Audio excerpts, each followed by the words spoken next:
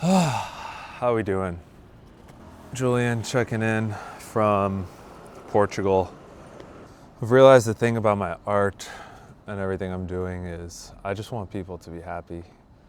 And it feels so like simple and a little like corny to say, but yesterday a friend of mine was asking me like what's the main thing that I really want to see in the world or change in the world with my art and everything. Over the years, I've tried to intellectualize it and come up with like good answers that are like deep and meaningful, but at a most foundational root level, I just want people to be happy, man. Life can be hard and emotions are hard and things hurt and man, being an adult. So if everyone was just a little happier. And I think one of the most effective ways to be happier is to surround yourself with beauty. I mean, look at where I am right now. I'm in Europe. There's a reason Americans are so obsessed with old European cities, because it's beautiful compared to modern construction in the States. So yeah, reflecting on this year, I've grown a lot as an artist and learned a lot about what I stand for and what I'm here doing with my self-expression and my paintings and my art. And the foundational thing is I really just want people to be happier and to have more positive emotions. And I think living with paintings and living among more beauty is one of the most effective ways to feel that. With a painting on the wall, you can use it as a daily reminder, almost like a tattoo. A daily reminder to be happy or to feel inspired or to joy. Or someone just bought a painting of mine and she said she has a really high stress job and she wants the painting by her front door to be a portal that will take away all of her stress and anxiety about work, leave it at the door so that she can rest and enjoy her life when she's at home with her husband. I thought that was really cool because I've been thinking about paintings as portals to take you and your presence and create states of wonder or joy. I've never thought of paintings as being the portals that take the stress and the anxieties and these feelings that are uncomfortable to feel. So that was cool that that's what she's gonna have when she gets her painting. Yeah, and earlier this year, I realized that there's the need for beauty is something I'm really passionate about. Personal liberty, which is I want more people to realize that they can do more of what they want with their lives. Whether it's a huge career shift or just like small changes in your day-to-day, picking up hobbies that you have been putting off or that you think are forbidden joys, as I like to talk about, things that we don't allow ourselves to do. It can be silly things like coloring or more fun things like playing an instrument, joining a band, whatever, traveling more. And then the other thing I've realized this year that I really stand for is emotional wellness. And that is we are emotional beings, and emotions kind of like run our whole lives and our decision making and our relationships. So I think it's important to learn how to manage those emotions, how to feel them, how to have space for them, how to allow them, not to think that they're bad and wrong or things that we shouldn't be feeling because they're bad emotions or uncomfortable emotions, but to welcome those and learn how to feel them, learn how to sit with them, and learn how to transmute them into the better emotions too. Because the more we can feel the uncomfortable emotions like grief and sadness and anger, I think the more we can feel the more positive emotions like happiness and joy and love. So it's been quite the year. A lot of realizations. I've deepened more into like confidence of who I am as an artist and as a human and as a man. And I've sold more art this year. This is the most I've ever sold in a year. It's also the first year that I was only doing art. I wasn't doing any of my freelance work that I was doing before. And I got a new studio this year. I did a couple series of paintings this year. It's been a year. And it's so funny because I have such like high goals for myself that I feel part of me feels like this year was, yeah. But by any objective measure, this year was definitely a success. And I feel like there's just so much more that I'm working on right now and that I want to do in the future that I'm just so excited for what's coming. Starting with a new series called Search for Answers that I will be displaying in person for the first time January 31st at an open studio evening in Fort Lauderdale. And I'll share more about these pieces in this series in another video, but basically the title Search for Answers, I want each piece to capture a theme that we humans spend so much effort searching for answers around that theme. So the 4 pieces that I've done are search for love, search for purpose, search for happiness, and search for peace. They're kind of like 4 topics that have been on my mind a lot this year. And I just wanted to capture those on canvas. And I had this idea of this composition and this style to do that in my mind, it was like, what if Picasso and Rothko kind of mixed, merged styles? And I just had this idea, like I often do, journaling in the morning.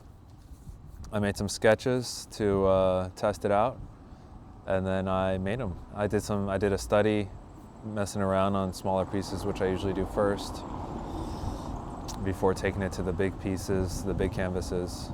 And they're here, so they're almost done. I think they're done. They might be done. I don't know. I worked on them before I came here on this trip. I'm here for 6 weeks now, spending time with my family.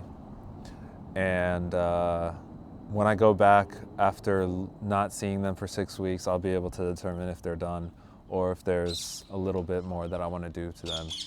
Hey, I'm filming here. Anyways. Let's have a scene change. All right, scene change. Another big lesson I learned this year is how grateful people are when they get my art and when they buy it. This one's good for any artists out there watching this. So many people that bought my paintings this year, they thank me so much. They're like, thank you so much for your art. And I'm like, I feel like I'm thanking you. You're paying me for my art. You're helping me keep my dream alive of wanting, come on.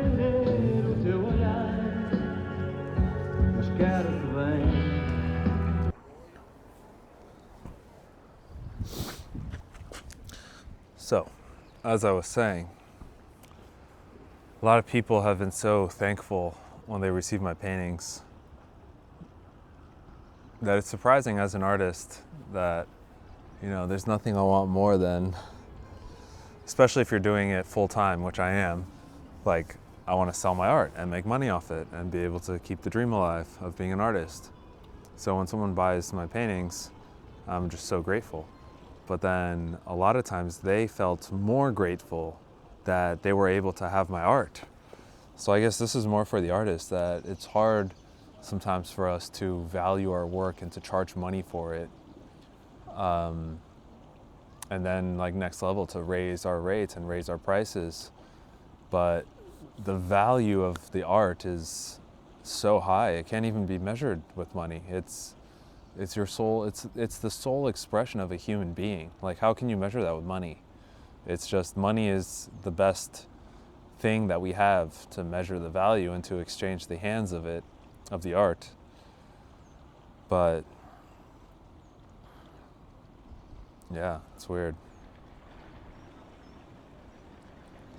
One of the hardest things I continue to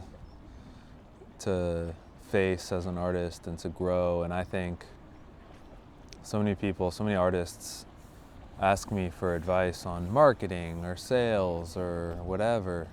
I think it all comes down to how much can you accept or hold people's attention looking at you and looking at your art. Because my art is an extension of my soul, and it's very uncomfortable in the beginning to share that with people and share that with the world, because you're bearing your soul to other people. And then there's the fear of judgment and the fear of ridicule and fear of them thinking it's not good enough and all these things. But your soul's expression is inherently valuable and inherently good enough. I dealt with imposter syndrome a lot this year, and I'm starting to realize these things never go away. It's like going to the gym, and as you get stronger, you're adding more weights and adding more weights to the bar, and the perceived challenge kind of stays the same. Like, if 100 pounds is the heaviest I can lift, lifting that is going to feel really hard. And then as I get stronger, and now 200 pounds is the heaviest I can lift, it's like the same experience of lifting something as heavy as I can. But now I can handle 200 pounds instead of 100 pounds.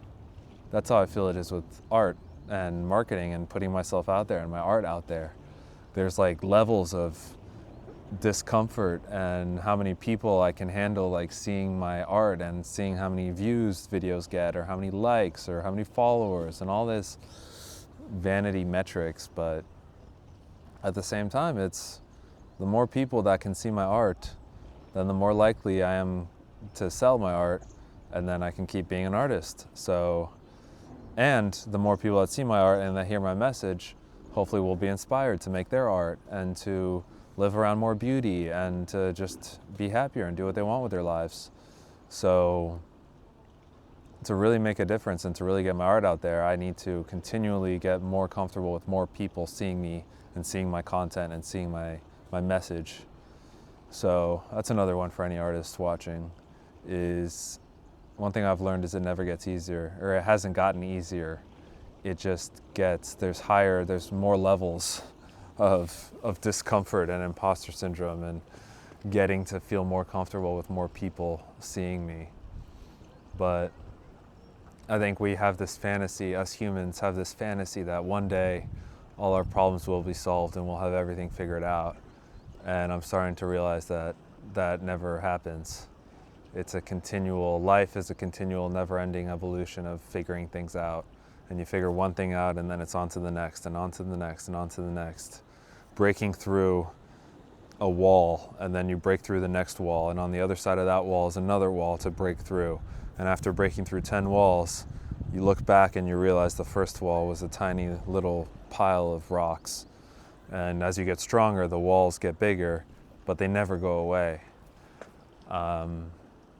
That's kind of my thinking with this upcoming series, The Search for Answers, that I think the answers are in the search. We don't ever actually get the answers, like the key to happiness or the key to purpose or love or peace. We may get the key to it right now, but before you know it, you're going to change, life is going to change, things are going to change, and you're going to be back looking for that next level of happiness or that next level of love or purpose or peace. I think it's a fantasy, an unrealistic fantasy to think that we'll ever find the true answers and really have it all figured out, at least for most people. And maybe I'm wrong, who knows? We'll see. I'm only 33, and we'll see. Still got a lot of life to live, I hope. So anyways, I think that's a good stopping point for this video. Enjoy the footage of beautiful Cascais, Portugal, and Happy New Year, and stick around because I got a lot of new stuff coming in the new year, including my next series, Search for Answers. I got a lot of pieces from this year that I haven't really shared much online yet that I want to share more about.